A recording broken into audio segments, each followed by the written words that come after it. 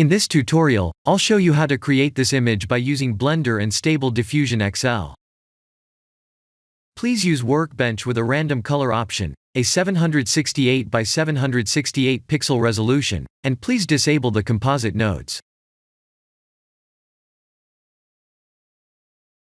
I have used a scaled sphere and a plane with a displace modifier to create the scene like this.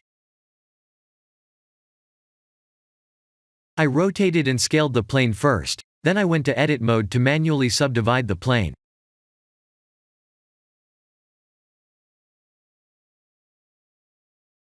I added a cloud texture, and applied that image to the displace modifier.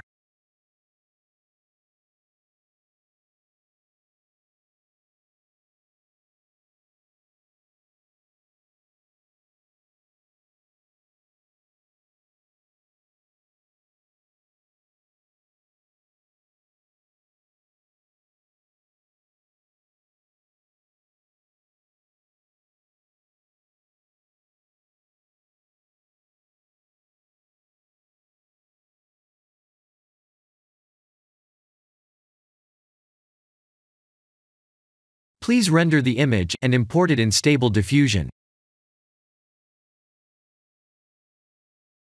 I'll share the full prompts in the description below.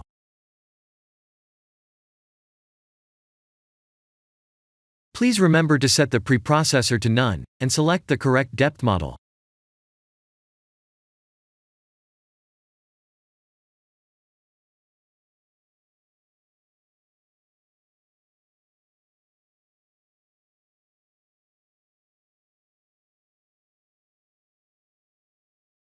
This was the first image. Then I used Stable Diffusion's image-to-img feature to produce higher quality images. This is the end of the tutorial. Thank you for watching.